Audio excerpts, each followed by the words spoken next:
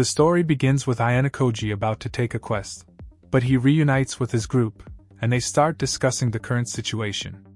He mentions how everyone is trying to act normal, but their actions reveal their true intentions.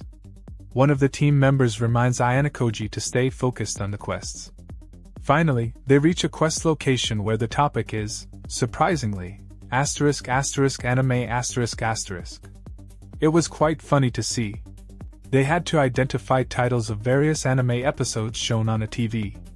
While Ayano Koji didn't know much about it, his teammates were experts and easily won the quest for the group. Later, Ayano Koji meets Nanace. They talk about Pseudo's team and how Pseudo seems quite depressed lately after everything he's been through. Ayano Koji decides he needs to focus on the next area announcement to complete more quizzes. He asks Nanace if he can see her tablet. He expects her to refuse, but she shows it to him without hesitation. They realize their next destinations are similar. Nanace wants to accompany him, and though Ayano Koji has other locations to visit, they agree to complete their individual courses first, and then meet at the designated line. The scene shifts to a campsite where the students are gathered. Pseudo is sitting quietly, looking defeated.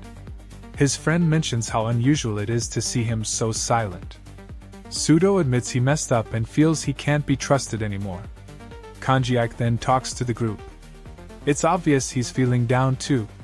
The group encourages him to speak his heart out. Kanji confesses his complicated feelings for Shinohara. He admits he doesn't know if he loves her or hates her, but he can't stand the thought of her being with someone else. Specifically, he's jealous of Calm, who is currently on Shinohara's team and clearly likes her. The friends advise Kanji not to give up and to tell Shinohara how he feels before it's too late. They tell him that if he doesn't speak up, he'll regret it forever.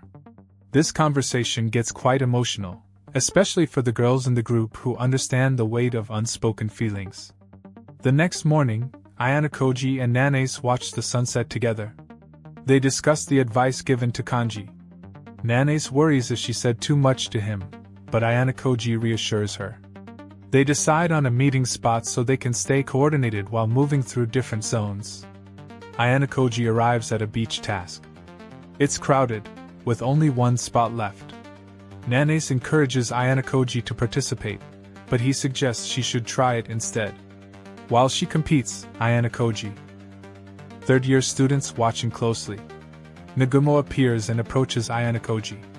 Nagumo mentions he hasn't participated in any games yet, letting his team handle it. He tells Ayano Koji that he doesn't want the second years to top the leaderboard.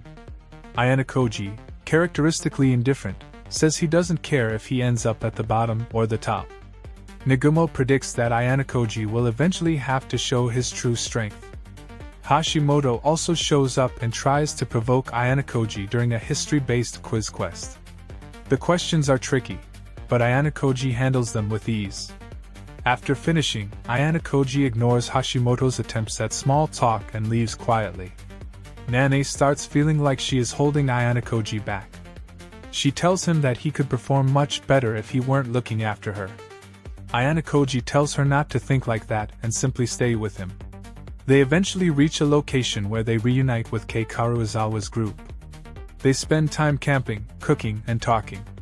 As the night goes on, Ayano Koji and Kei find a private moment away from the group.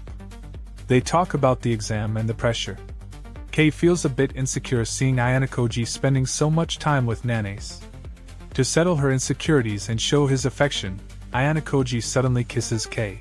This is a major moment for fans, as it's one of the first explicit romantic gestures we see from him. Kei is shocked but incredibly happy. The peace is broken when an emergency alarm goes off in the middle of the night. Ayano Koji and Nanace rush out of their tents. It seems someone is in serious trouble and needs medical help. They decide to find the person before the school officials arrive, realizing they might need to wake up the rest of the group to help with the rescue.